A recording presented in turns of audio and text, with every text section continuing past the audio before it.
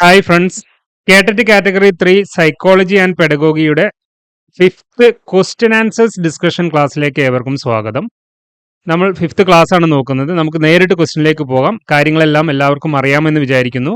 തന്നിട്ടുള്ള ക്ലാസ്സുകളെല്ലാം എല്ലാവരും കണ്ടു കഴിഞ്ഞതിന് ശേഷമായിരിക്കുമല്ലോ ഈ ഒരു പ്രീവിയസ് ഇയർ ക്വസ്റ്റ്യൻ പേപ്പർ ഡിസ്കഷനിലേക്ക് എത്തിയിട്ടുണ്ടാവുക. സോ എല്ലാവരും ഇതിൽ പറയുന്ന കാര്യങ്ങൾ വളരെ ഇമ്പോർട്ടൻ്റ് ആയിക്കൊണ്ട് തന്നെ താല്പര്യത്തോടു കൂടി തന്നെ മുഴുവനായിട്ടും കണ്ടു പഠിക്കാൻ വേണ്ടി ശ്രമിക്കുക. സൈക്കോളജി ആൻഡ് പെഡഗോഗിയുടെ ഭാഗത്തു നിന്നും ഈ ക്വസ്റ്റ്യൻസ് ഷുവറായിട്ടും ചോദിക്കുന്നതാണ്. ഇതിൽ 41ാമത്തെ ക്വസ്റ്റ്യൻ എന്ന് പറയുന്നത് when a stimulus similar to the conditional stimulus also elicits a response is the theory developed by a stimulus similar to the conditional stimulus. ഒരു സ്റ്റിമുലസ് കണ്ടീഷണൽ സ്റ്റിമുലസിനോട് സാമ്യമുള്ളതായി വരുന്നു. ഇത് എന്തിനെയാണ് സൂചിപ്പിക്കുന്നത് എന്നുള്ളതാണ്. ഇത്തരത്തിലുള്ള തിയറി ആരാണ് പ്രപ്പോസ് ചെയ്തിട്ടുള്ളത്? അത് എല്ലാവർക്കും അറിയാം. നിങ്ങൾ പലപ്പോഴായിട്ട് കണ്ടീഷനിങ്ങിൽ എടുത്ത് പഠിക്കുന്നതാണ്. ഇവാൻ പാവ്ലോയുടെ തിയറിയാണ് ഏതെന്ന് പറയുന്നത് a stimulus similar to the conditional stimulus also elicits a response is the theory. Develop ചെയ്തിട്ടുള്ള ആരുതാണ്? ഇവാൻ പാവ്ലോയുടേതാണ്. അപ്പോൾ ഇവാൻ പാവ്ലോയുടെ തിയറിക്ക് പറയുന്ന പേരെന്താണ്? ക്ലാസിക്കൽ കണ്ടീഷനിങ് എന്നുള്ളതാണ്. അപ്പോൾ ക്ലാസിക്കൽ കണ്ടീഷനിങ് തിയറി ആരുടേതാണ്? ഇവാൻ പാവ്ലോയുടേതാണ്. അപ്പോൾ അദ്ദേഹം ആ ഒരു തിയറിയിൽ എടുത്തു പറയുന്ന ഒന്നാണെന്ന് പറയുന്നത് സ്റ്റിമുലസ് ജനറലൈസേഷൻ എന്ന് പറയുന്നത്. അപ്പോൾ സ്റ്റിമുലസ് ജനറലൈസേഷനെ കേന്ദ്രീകരിച്ചുകൊണ്ടാണ് ഈ ഒരു സ്റ്റേറ്റ്മെന്റ് ഇവിടെ വന്നിട്ടുള്ളത്, അല്ലെങ്കിൽ ഈ ഒരു സെന്റൻസ് ഇവിടെ വന്നിട്ടുള്ളത്. അപ്പോൾ എന്താണ് സ്റ്റിമുലസ് ജനറലൈസേഷൻ എന്ന് പറയുന്നത്? It explaining that a stimulus similar to the conditioned stimulus also elicits a response is called stimulus generalization. അതിനെ മറ്റൊരു രീതിയിൽ പറഞ്ഞിട്ടുള്ളതാണ് എന്തെന്ന് പറയുന്നത് a dog might salivate not only to the specific sound of a bell. അതായത് condition ചെയ്തിട്ടുള്ള ആ ബെല്ലിനോട് മാത്രമായിട്ടായിരിക്കില്ല ആ ഒരു ഡോഗ് എന്ത് ചെയ്യുക, റെസ്പോണ്ട് ചെയ്യുക. മറിച്ച് അതേ സാമ്യമുള്ള മറ്റേത് ബെല്ലിനോട് ഈ സലൈവേഷൻ നടക്കും, അല്ലെങ്കിൽ ഡോഗ് റെസ്പോണ്ട് ചെയ്യും. അപ്പോൾ അതിനെയാണ് എന്തെന്ന് പറയുന്നത്? ജനറലൈസേഷൻ എന്ന് പറയുന്നത്. അപ്പോൾ ആ സ്റ്റിമുലസ് എന്ന് പറഞ്ഞു കഴിഞ്ഞാൽ ജനറലൈസേഷൻ എന്നുള്ളതാണ്. അപ്പോൾ ഉദാഹരണത്തിന് നമുക്ക് നമ്മളുടെ കണ്ടീഷനിങ്ങിലേക്ക് ഒരു ഒബ്ജക്റ്റ് അല്ലെങ്കിൽ ഒരു സ്മെല്ല് അല്ലെങ്കിൽ ഒരു സൗണ്ട് കണ്ടീഷൻ ചെയ്ത് കഴിഞ്ഞ് കഴിഞ്ഞാൽ അത്തരത്തിലുള്ള സ്മെല്ലോ അല്ലെങ്കിൽ അത്തരത്തിലുള്ള സൗണ്ടോ മറ്റെവിടെങ്കിലും കേട്ട് കഴിഞ്ഞ് കഴിഞ്ഞാൽ സ്മെല്ലടിക്കുകയോ ചെയ്ത് കഴിഞ്ഞ് കഴിഞ്ഞാൽ ആ ഒരു സലൈവേഷൻ അല്ലെങ്കിൽ ആ ഒരു തോട്ട് നമ്മളിലേക്ക് ജനിക്കുന്നു. അതിനെയാണ് എന്തെന്ന് പറയുന്നത്? ജനറലൈസേഷൻ എന്ന് പറയുന്നത്. So in Pavlov's experiments a dog might salivate not only to the specific sound of a bell. അതായത് കണ്ടീഷൻഡ് സ്റ്റിമുലസ്, ആ കണ്ടീഷൻഡ് സ്റ്റിമുലസ് ആണ് ബെൽ എന്ന് പറയുന്നത്. നമ്മൾ ആ എക്സ്പെരിമെന്റ്സിലൊക്കെ എടുത്ത് പറഞ്ഞിട്ടുണ്ട് അല്ലേ, ഡിഫറെന്റ് സ്റ്റേജുകളിലൂടെയൊക്കെ കണ്ടീഷൻ ചെയ്യുന്നു. അപ്പോൾ ആ കണ്ടീഷൻ ചെയ്തിട്ടുള്ള ആ ബെല്ലിനോട് മാത്രം, ആ അത്തരത്തിലുള്ള സൗണ്ടിനോട് മാത്രമായിരിക്കില്ല, അല്ലെങ്കിൽ ആ ബെല്ലിനോട് മാത്രമായിരിക്കില്ല റെസ്പോണ്ട് ചെയ്യുക. അതിനോട് അതേപോലെ മറ്റെവിടെ നിന്ന് ബെല്ല് കേട്ട് കഴിഞ്ഞ് കഴിഞ്ഞാലും ആ ഡോഗിൽ എന്ത് വരുന്നു? ഇത്തരത്തിൽ സലൈവേഷൻ ഉണ്ടാകുന്നു. അതിനെയാണ് എന്തെന്ന് പറയുന്നത്? സ്റ്റിമുലസ് ജനറലൈസേഷൻ എന്ന് പറയുന്നത്. ആ സ്റ്റിമുലസ് ജനറലൈസേഷനെ കേന്ദ്രീകരിച്ചുകൊണ്ടാണ് ഇവിടെ ചോദ്യം വന്നിട്ടുള്ളത്. A stimulus similar to the conditional stimulus also elicits a response in the theory developed by. Response in the theory, ആ തിയറിക്ക് ആ ഒരു റെസ്പോൺസിനെ എന്താണെന്നാ പറയുന്നത്? ജനറലൈസേഷൻ എന്നാ പറയുന്നത്, അതല്ലെങ്കിൽ സ്റ്റിമുലസ് ജനറലൈസേഷൻ എന്നാ പറയുന്നത്. അത്തരത്തിലുള്ള തിയറി പ്രപ്പോസ് ചെയ്തത് ആരാണെന്നാണ് ഇവിടെ ചോദിക്കുന്നത്. അത് ഇവാൻ പാവ്ലോവ് ആണ്.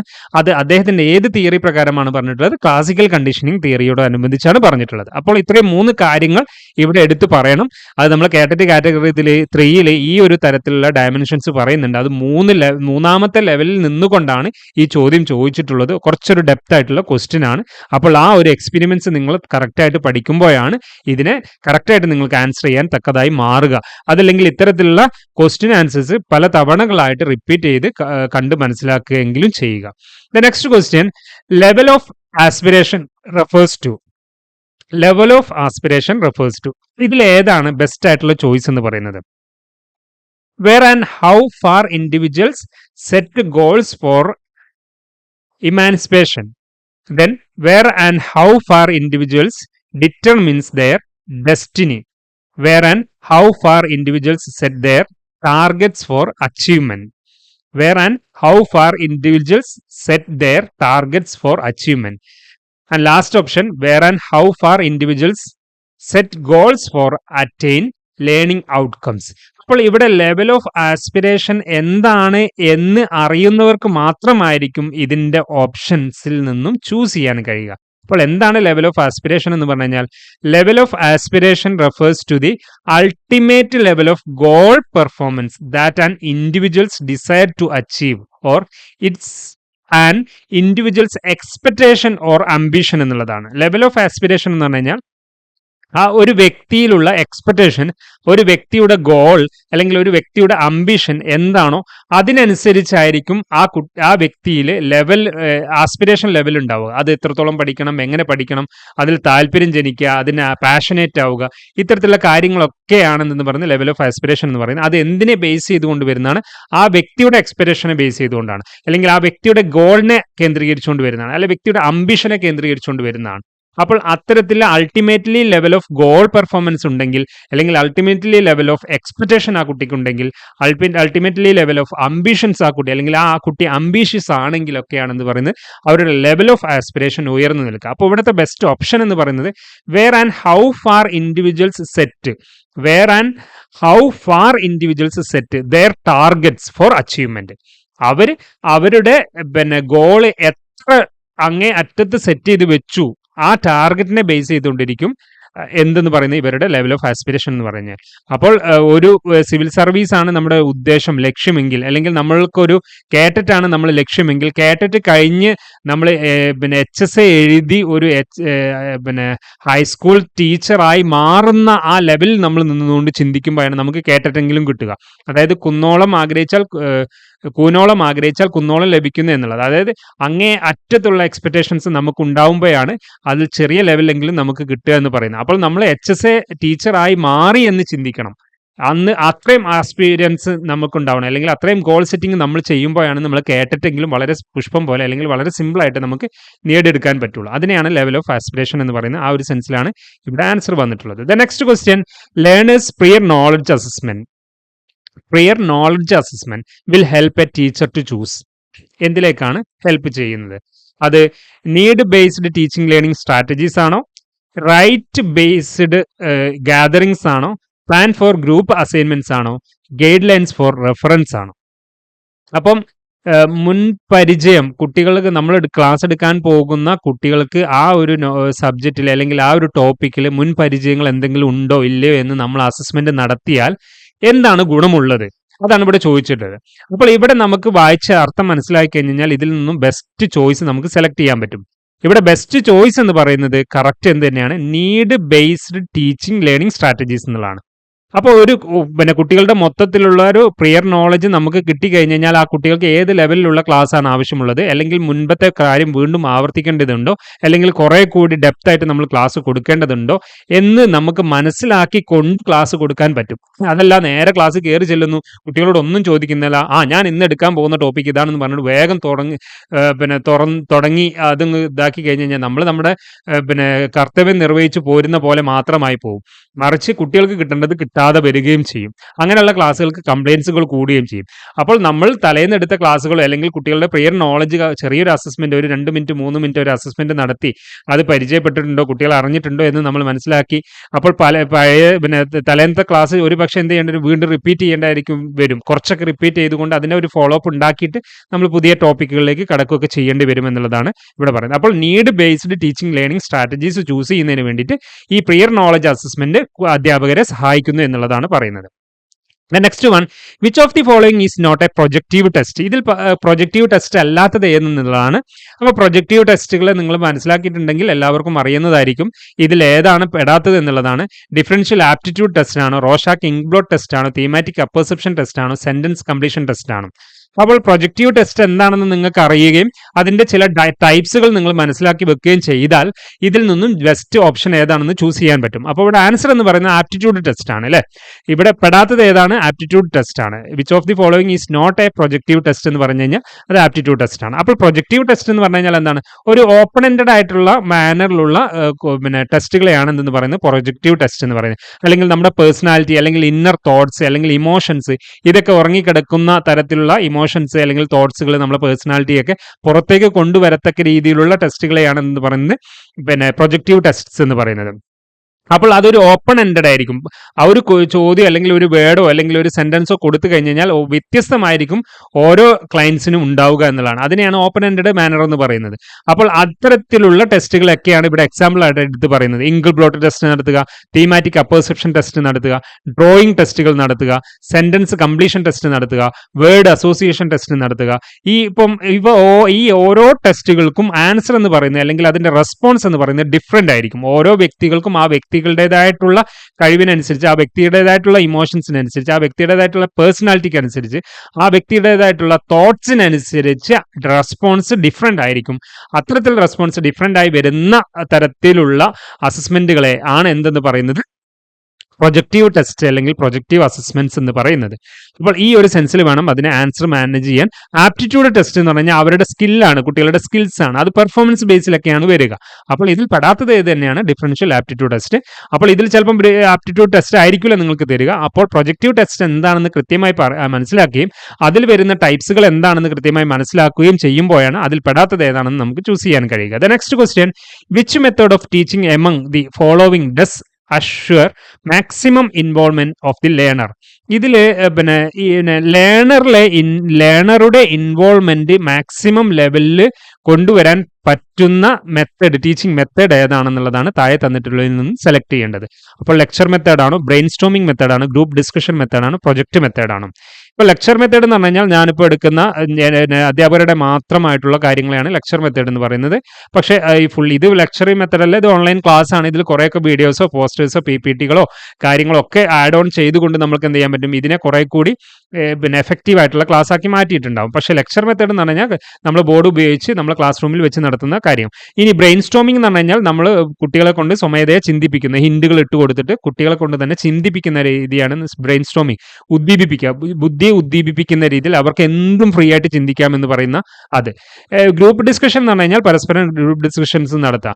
പക്ഷേ ഇവിടെ പ്രൊജക്റ്റ് എന്ന് പറഞ്ഞു കഴിഞ്ഞാൽ എല്ലാ തരത്തിലുള്ള ഇൻവോൾവ്മെന്റും കുട്ടികളുടേത് ഉണ്ടാവുന്നു. അധ്യാപകരുടെ ഇൻവോൾവ്മെന്റ് കുട്ടികളുടെ എല്ലാ സെൻസറി മോട്ടോഴ്സിനെ ആക്റ്റീവ് ചെയ്യുന്നു, പെർഫോമൻസിനെ ആക്റ്റീവ് ചെയ്യുന്നു, വർക്ക് ചെയ്യുന്നു, അതിൽ നിന്നും അനലൈസ് ചെയ്യുന്നു, ഇന്റർപ്രിറ്റ് ചെയ്യുന്നു, കറക്റ്റ് ആയിട്ടുള്ള ബെസ്റ്റ് ചോയ്സ് സെലക്ട് ചെയ്യുന്നു. അങ്ങനെ പലതരത്തിലുള്ള കാര്യങ്ങളും പ്രൊജക്റ്റിൽ നിന്നും ലഭിക്കുന്നുണ്ട്. അപ്പോൾ മാക്സിമം ഇൻവോൾവ്മെന്റ്, ലേണറുടെ ഇൻവോൾവ്മെന്റ് മാക്സിമം ഉണ്ടാവുന്നത് ഒരു പ്രൊജക്റ്റിലായിരിക്കും എന്നുള്ളതാണ് ഇവിടെ എടുത്ത് പറയുന്നത്. നെക്സ്റ്റ് വൺ, ചെയർമാൻ ഓഫ് പൊതുവിദ്യാഭ്യാസ സംരക്ഷണ യജ്ഞം. അല്ലേ, എന്താണ് പൊതുവിദ്യാഭ്യാസ സംരക്ഷണ യജ്ഞം? അതിന്റെ ചെയർമാൻ ആരാണെന്നാണ് പറയുന്നത്. പൊതുവിദ്യാഭ്യാസ സംരക്ഷണ യജ്ഞത്തിന്റെ ചെയർമാൻ ആണ്. ഇത് ജനറൽ എഡ്യൂക്കേഷൻ മിനിസ്റ്റർ ആണോ, ഹയർ എഡ്യൂക്കേഷൻ മിനിസ്റ്റർ ആണോ, ചീഫ് മിനിസ്റ്റർ ആണോ, ഫിനാൻസ് മിനിസ്റ്റർ ആണോ? ഇവിടെ കറക്റ്റ് ആൻസർ എന്ന് പറയുന്നത് ചീഫ് മിനിസ്റ്റർ തന്നെയാണ്. നമ്മളുടെ കേരളത്തിന്റെ പൊതുവിദ്യാഭ്യാസ സംരക്ഷണ യജ്ഞത്തിന്റെ ചെയർമാൻ എന്ന് പറയുന്നത് ചീഫ് മിനിസ്റ്റർ ആണ്. അതിന്റെ വൈസ് ചെയർമാൻ അല്ലെങ്കിൽ പിന്നെ കോ ചെയർമാൻ ആർക്കായിരിക്കും ഉണ്ടാവുക? അത് നമ്മുടെ വിദ്യാഭ്യാസ മിനിസ്റ്റർക്കായിരിക്കും ഉണ്ടാവുക, അല്ലെ? എന്നാൽ ചെയർമാൻ ആയിട്ടുണ്ടാവുക ചീഫ് മിനിസ്റ്റർ തന്നെയാണ്. നമ്മുടെ മുഖ്യമന്ത്രിക്ക് തന്നെ ആയിരിക്കും അതിന്റെ സ്ഥാനം ഉണ്ടാവുക. നവകേരള മിഷന്റെ ഭാഗമായിട്ട് വിദ്യാഭ്യാസ സ്ഥാപനങ്ങളെ ശക്തിപ്പെടുത്തുക, സ്കൂളുകളെ അന്താരാഷ്ട്ര നിലവാരത്തിലേക്ക് ഉയർത്തുക എന്നീ ലക്ഷ്യങ്ങളോടെ കേരള സർക്കാർ നടപ്പിലാക്കുന്ന പദ്ധതിയാണ് പൊതുവിദ്യാഭ്യാസ സംരക്ഷണ യജ്ഞം എന്ന് പറയുന്നത്. അതിന്റെ ചെയർമാൻഷിപ്പ് ആർക്കായിരിക്കും ഉണ്ടാവുക? നമ്മുടെ മുഖ്യമന്ത്രിക്കായിരിക്കും ഉണ്ടാവുക, ചീഫ് മിനിസ്റ്റർക്കായിരിക്കും ഉണ്ടാവുക. അതിന്റെ ചെയർമാൻഷിപ്പ് ആർക്കായിരിക്കും ഉണ്ടാവുക? വിദ്യാഭ്യാസ മന്ത്രിക്കായിരിക്കും ഉണ്ടാവുക, വിദ്യാഭ്യാസ മിനിസ്റ്റർക്കായിരിക്കും, എഡ്യൂക്കേഷൻ മിനിസ്റ്റർക്കായിരിക്കും ഉണ്ടാവുക എന്നുള്ളതാണ്. നെക്സ്റ്റ് ക്വസ്റ്റ്യൻ നോക്കുക. ജോൺ എന്ന് പറയുന്നത് എ 9th സ്റ്റാൻഡേർഡ് സ്റ്റുഡന്റ് ആണ്. 9th standard student has A complaint on the scores that he scored in A subject. ആ കുട്ടി നേടിയിട്ടുള്ള ആ സബ്ജക്റ്റിൽ ആ വ്യക്തിക്ക്, ആ കുട്ടിയുടെ സ്കോറിനെ കുറിച്ച് ഒരു കംപ്ലൈന്റ് ഉണ്ട്. ഒരു 9th ക്ലാസ്സിൽ പഠിക്കുന്ന കുട്ടിയാണ്. He argues that he deserves better score and only because of the teacher's personal reasons he lost it. ആ മാർക്ക് കുറയാനുള്ള കാരണം ടീച്ചറുടെ മാത്രം ഉത്തരവാദിത്തം അല്ലെങ്കിൽ ടീച്ചറിന്റെ മാത്രം മിസ്റ്റേക്ക് ആണെന്ന് പറഞ്ഞിട്ട് ഈ കുട്ടി ആർഗ്യൂ ചെയ്യാണ്. അതൊരു നെഗറ്റീവ് ഇമ്പാക്റ്റ് ആണ് കുട്ടിയിൽ ഉള്ളത്. ഓക്കെ, കുട്ടിക്ക് അറിയില്ലല്ലോ അസസ്മെന്റ് ക്രൈറ്റീരിയയും അസസ്മെന്റ് രീതിയും അതിന്റെ പിന്നെ ടാർഗറ്റുകളും അല്ലെങ്കിൽ അതിന്റെ ആൻസർ കീ കാര്യങ്ങളൊന്നും കുട്ടികൾക്ക് അറിയില്ല. പക്ഷെ കുട്ടികൾ വിചാരിക്കുന്ന എന്താണ്, അത് അധ്യാപകരുടെ മാത്രം മിസ്റ്റേക്ക് കൊണ്ടാണ് എനിക്ക് ആ മാർക്ക് ലോസ്റ്റ് ചെയ്യുന്നത്. അങ്ങനെ ഒരു ആർഗ്യുമെന്റ് വരാം. Suppose you are the teacher, how do you tackle this issue? എങ്ങനെയാണ് നിങ്ങൾ അത് ടാക്കിൾ ചെയ്യുക? ഓപ്ഷൻസിൽ നിന്നും ബെസ്റ്റ് ഓപ്ഷൻ ചൂസ് ചെയ്യാനാണ് പറയുന്നത്. Make it clear from beginning exactly what you expect in papers or tests. തുടക്കം മുതൽ എന്ത് ചെയ്യണം, ക്ലിയർ ആയി കൊടുത്തിരിക്കണം. എന്താണ് ഈ പേപ്പേഴ്സ് അല്ലെങ്കിൽ എന്താണ് ഈ ടെസ്റ്റിൽ നിന്നും എക്സ്പെക്ട് ചെയ്യുന്നത് എന്നുള്ളത് ക്ലിയർ ആക്കി ബിഗിനിങ്ങിലെ അത് ക്ലിയർ ചെയ്ത് കൊണ്ടുവരണം എന്നുള്ളതാണ് ഒരു option. Argue him on the teachers ethics and try to make him believe your integrity. Argue ചെയ്യുക, നമ്മളത് കുട്ടികളോട് ആർഗ്യൂ ചെയ്യുന്നു ടീച്ചറിന്റെ എത്തിക്സിനെ കുറിച്ചും അതേപോലെ തന്നെ പിന്നെ നിങ്ങളുടെ ഇന്റഗ്രിറ്റിയുടെ ഉള്ള വിശ്വാസത്തെക്കുറിച്ചുമൊക്കെ ആർഗ്യൂ ചെയ്യുക. Then next, tell him to hand over the complaint to higher authority. ഉന്നത അതോറിറ്റിയിലേക്ക് കംപ്ലൈന്റ് ചെയ്തോളൂ എന്ന് പറയുക. Give more scores after revaluing the answer. Revalue ചെയ്തതിനു ശേഷം കൂടുതൽ മാർക്ക് കൊടുക്കുക. ഇതിൽ ബെസ്റ്റ് ആയിട്ടുള്ള ആൻസർ എന്താണെന്നുള്ളതാണ് ഇവിടെ പറയുന്നത്. ഇവിടെ സ്റ്റേറ്റ്മെന്റ് കൃത്യമായി വായിച്ചു നോക്കുക. He argues that he deserves better score and only because of the teachers personal reasons he lost it. Okay, ആ അധ്യാപകരുടെ റീസൺസ് മാത്രം ആണെന്നാണ് ഈ കുട്ടി പറയുന്നത്. അതൊരിക്കലും നല്ലൊരു ആറ്റിറ്റ്യൂഡ് അല്ല കുട്ടിയുടെ ഭാഗത്തു നിന്നുണ്ടാവുന്നത്. അപ്പോൾ നമുക്കിവിടെ എ ഓർ ഡി എന്നുള്ളതായിരിക്കും ചോയ്സിൽ നമുക്കൊരു സംശയം വരിക.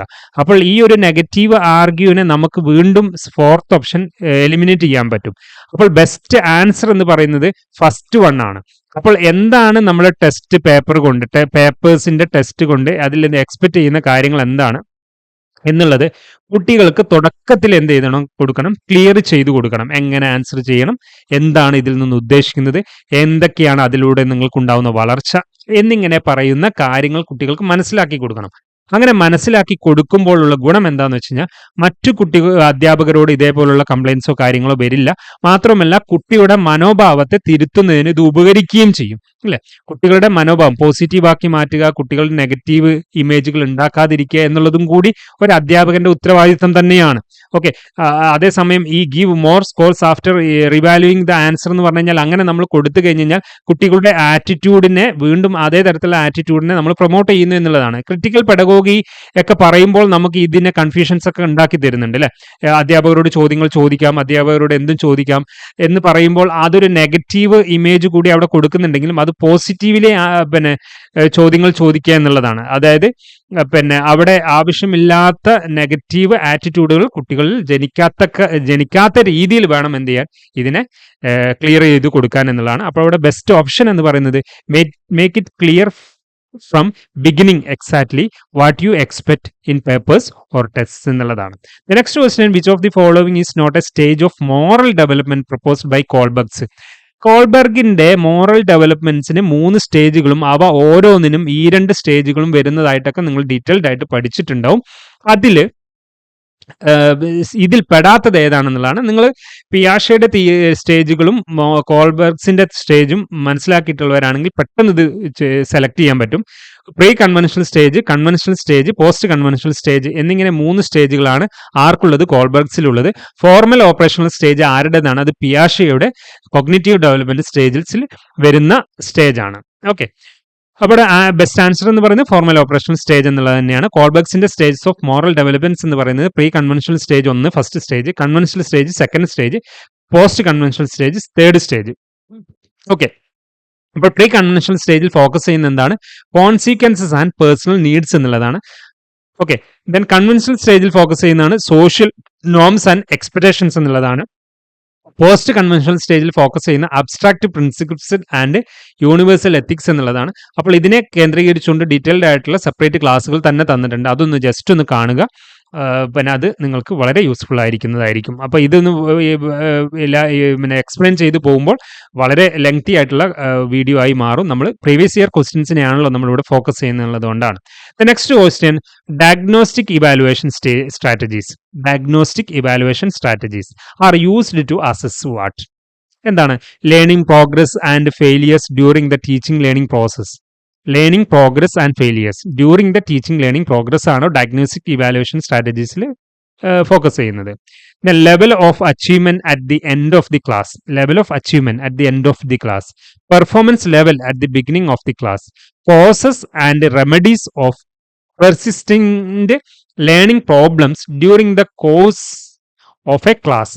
Causes and remedies of persistent learning problems during the course of a class. അപ്പോൾ പ്രോബ്ലം ഡയഗ്നോസ്റ്റിക് ഇവാലുവേഷൻ സ്ട്രാറ്റജീസ് എന്ന് പറഞ്ഞു കഴിഞ്ഞാൽ ഒരു സ്പെസിഫിക് പ്രോബ്ലത്തിനെ ഐഡന്റിഫൈ ചെയ്യുകയും എന്നിട്ട് അതിൻ്റെ കോസസ് ഫൈൻഡ് ഔട്ട് ചെയ്യുകയും അതിനുള്ള റെമഡീസ് പിന്നെ സജസ്റ്റ് ചെയ്യുകയൊക്കെ ചെയ്യുന്ന ഒരു പ്രോസസ്സ് തന്നെയാണ് ഡയഗ്നോസ്റ്റിക് എന്ന് പറഞ്ഞു കഴിഞ്ഞാൽ ഇവാലുവേഷൻ സ്ട്രാറ്റജീസ് എന്ന് പറയുന്നത്. അപ്പോൾ ഇവിടുത്തെ ആൻസർ എന്ന് പറയുന്നത് എന്ത് തന്നെയാണ്? Causes and remedies of persistent learning problems during the course of a class എന്നുള്ളതാണ്. Diagnostic evaluation strategies involve using various assessments to understand a student's strengths and weaknesses before, during and after instruction. കുട്ടികളുടെ സ്ട്രെങ്ത്തും വീക്ക്നെസ്സും understand ചെയ്യുന്ന വ്യത്യസ്ത അസസ്മെന്റുകൾ ഉപയോഗിച്ചുകൊണ്ട് understand ചെയ്യുന്ന ഒരു സ്ട്രാറ്റജിയാണ് എന്ന് പറയുന്നത് ഡയഗ്നോസ്റ്റിക് ഇവാലുവേഷൻ എന്ന് പറയുന്നത്. അപ്പോൾ പിന്നെ ക്ലാസ് തുടങ്ങുന്നതിന് മുൻപും ഉണ്ടാവും, ഇൻസ്ട്രക്ഷൻ തുടങ്ങുന്നതിന് മുമ്പും ഉണ്ടാവും, ഇൻസ്ട്രക്ഷൻ നടക്കുന്നതിനിടയിലും ഉണ്ടാവും, ഇൻസ്ട്രക്ഷൻ കഴിഞ്ഞതിന് ശേഷം ഉണ്ടാവും. അപ്പോൾ ഈ ഒരു 3 ലെവലിലും നമുക്ക് എന്ത് ചെയ്യാൻ പറ്റും? കുട്ടികളുടെ സ്ട്രെങ്ത്തും വീക്ക്നെസ്സുകളും അസസ് ചെയ്യാൻ പറ്റും, അല്ലെങ്കിൽ മനസ്സിലാക്കിയെടുക്കാൻ പറ്റും. അത് ഏതിലൂടെ? വ്യത്യസ്ത അസസ്മെന്റുകൾ യൂസ് ചെയ്തുകൊണ്ട് മനസ്സിലാക്കാൻ പറ്റും. ഫോർമേറ്റീവ് അസസ്മെന്റോ, സമ്മേറ്റീവ് അസസ്മെന്റ്, അസസ്മെന്റ് ഓഫ് ലേണിംഗോ, അസസ്മെന്റ് ആസ് ലേണിംഗോ, അസസ്മെന്റ് ഫോർ ലേണിംഗോ, ഇങ്ങനെ പറഞ്ഞിട്ടുള്ള പലതരത്തിലുള്ള അസസ്മെന്റ്, വേരിയസ് അസസ്മെന്റ് മെത്തേഡുകളിലൂടെ ഇങ്ങനെ ഇത് കണ്ടെത്തിയെടുക്കാൻ പറ്റും. അത്തരത്തിലുള്ള ഒരു അസസ്മെന്റ് ക്രൈറ്റീരിയയാണ് അല്ലെങ്കിൽ സ്ട്രാറ്റജിയാണ് എന്ന് പറയുന്നത് ഡയഗ്നോസ്റ്റിക് ഇവാലുവേഷൻ സ്ട്രാറ്റജീസ് എന്ന് പറയുന്നത്. These strategies help identify what students already know, pinpoint areas where they need support, and guide instruction. Pinpoint areas where they need support and guide instructions. കുട്ടികൾക്ക് എന്തൊക്കെ മുൻകൂട്ടി അറിയാം, ആദ്യം അറിയാം, അതേപോലെ തന്നെ പിന്നെ അവർ നേരിടുന്ന ആവശ്യമുള്ള സപ്പോർട്ട് ആവശ്യമുള്ള പോയിന്റുകൾ ഏതൊക്കെയാണ്, അല്ലെങ്കിൽ ഏരിയകൾ ഏതൊക്കെയാണെന്നുള്ളത് നമുക്ക് മനസ്സിലാക്കിയെടുക്കാം. എന്നിട്ട് അതിനെ ഗൈഡ് ചെയ്യുകയോ ഇൻസ്ട്രക്ട് ചെയ്യുകയോ ചെയ്യാം എന്നുള്ളതാണ് ഇത്തരത്തിലുള്ളതിലൂടെ മനസ്സിലാക്കേണ്ടത്. നെക്സ്റ്റ് ലാസ്റ്റ് ക്വസ്റ്റ്യൻ എന്ന് പറയുന്നത് according to the cognitive development theorists. ഇവിടെ ശ്രദ്ധിക്കേണ്ടത് കോഗ്നിറ്റീവ് ഡെവലപ്മെന്റ് തിയറിസ്റ്റ്സ് പറയുന്നുണ്ട്. കുറെ തിയറിസ്റ്റുകളെയാണ് ഇവിടെ പറയുന്നത്, ജനറൽ ആയിക്കൊണ്ട് പറയുകയാണ്. The child can understand the basic principles of causal thinking, അത് കോസ് എഫക്റ്റ് റിലേഷൻ എന്നുള്ളതാണ് ഇവിടെ അർത്ഥമാക്കുന്നത്. Causal thinking and scientific experimentation in the period of എന്നുള്ളതാണ് പറയുന്നത്. അപ്പോൾ ഇവിടെ നമ്മൾ ട്വിസ്റ്റിംഗ് വരും, നമുക്കൊരു കൺഫ്യൂഷൻ വരും. ഈ ഡെവലപ്മെന്റ് തിയറിസ്റ്റ്സ് എന്ന് പറയുന്നുണ്ട്. മാത്രമല്ല ഇവിടുത്തെ basic principles of cause thinking and scientific experimentation എന്ന് പറയുന്നത് പിന്നെ പിയാഷെയുടെ തിയറിനെ കേന്ദ്രീകരിച്ചുകൊണ്ടാണെന്ന് പറയും. അപ്പോൾ ഇവിടെ പീരിയഡ് ഓഫ് എന്നുള്ളത് പ്രത്യേകം എടുത്ത് പറയുന്നുണ്ട്. അത് ജനറൽ ആയിക്കൊണ്ടും കൂടെ കോഗ്നിറ്റീവ് ഡെവലപ്മെന്റ് തിയറിസ്റ്റ്സ് എല്ലാവരും ഒരുപോലെ പറയുന്ന ജനറൽ ആയിട്ടുള്ള ഒരു കാര്യമാണ്. അത് ഏത് പീരിയഡിലാണ് വരുന്നത് എന്നുള്ളതാണ് ഇവിടെ ആൻസർ ആയിട്ട് ചോദ്യമായിട്ട് വന്നിട്ടുള്ളത്. അപ്പോൾ ഇൻഫൻസി പീരിയഡിലാണോ, ഏർലി അഡോളസെന്റ് പീരിയഡിലാണോ, ലേറ്റ് അഡോളസെന്റ് പീരിയഡിലാണോ, കോൺക്രീറ്റ് ഓപ്പറേഷൻസ് എന്നാണോ പറയുന്നത്. അപ്പോൾ കോൺക്രീറ്റ് ഓപ്പറേഷൻസ് എന്ന് പറഞ്ഞു കഴിഞ്ഞാൽ അതൊരു സ്റ്റേജോ അല്ലെങ്കിൽ അതൊന്നുമല്ല, കോൺക്രീറ്റ് പ്രവർത്തനങ്ങളെയാണ് അല്ലെങ്കിൽ ആക്ടിവിറ്റികളെയാണ് അവിടെ ഉദ്ദേശിക്കുന്നത്. അപ്പോൾ നമുക്കിവിടെ 2 രീതിയിൽ ഇവിടെ പറയാം. ഒരു കോൺക്രീറ്റ് ഓപ്പറേഷണൽ സ്റ്റേജസും ആ ഒരു ഏജ് ലിമിറ്റും ഏർലി അഡോളസെന്റ് ഏജ് ലിമിറ്റും ഏകദേശം സെയിം ആണ്. ഇപ്പോൾ ഇവിടെ ആൻസർ ആയിട്ട് എടുത്ത് പറയുന്നത് ഏർലി അഡോളസെന്റ് പീരിയഡ് ആണ്. എന്തുകൊണ്ടാണ് ഏർലി അഡോളസെന്റ് പീരിയഡ് എന്നുള്ളത് ഇവിടെ ചൂസ് ചെയ്യാൻ കാരണം? ഇന്നെ പീരിയഡ് ഓഫ് എന്നുള്ളതുമാണ് ഇവിടെ ചോദിച്ചിട്ടുള്ളത്. അത് സ്റ്റേജസ് എന്നുള്ളതോ അല്ലെങ്കിൽ തിയറിസ്റ്റ്സുകൾ എന്ന് ഇവിടെ ചോദിച്ചിട്ടുണ്ട്. തിയറിസ്റ്റ്സ് ആണ് അവിടെ എല്ലാ കോഗ്നിറ്റീവ് തിയറിസ്റ്റുകളെയും അവിടെ സൂചിപ്പിക്കുന്നുണ്ട് എന്നുള്ളതാണ്. അപ്പോൾ ഇവിടെ ആൻസർ ആയിട്ട് എടുത്ത് പറയുന്നത് ഏർലി അഡോളസെൻസ് ആണ്. എന്നാൽ ഇവിടെ സ്പെസിഫൈ ചെയ്തിട്ടുള്ളത് പിന്നെ പിയാഷെയുടെ തിയറിയിൽ വരുന്ന cause thinking and basic scientific എക്സ്പെരിമെന്റേഷനും അത് ഏജ് ലിമിറ്റ് എന്ന് പറയുന്നത് 7 to 11 years ആണ്. അത് ഏത് സ്റ്റേജിൽ വരുന്നതാണ്? 3ാമത്തെ സ്റ്റേജാണ്. അത് കോൺക്രീറ്റ് ഓപ്പറേഷണൽ സ്റ്റേജാണ് പിയാഷെയുടെ. അപ്പോൾ ഇവിടെ ചോദ്യമായിട്ട് വന്നിട്ടുള്ളത് എന്താണ്? പിന്നെ cognitive development theorists the child can understand the basic principles of causal thinking and scientific experimentation in a period of early adolescent എന്നുള്ളതാണ്.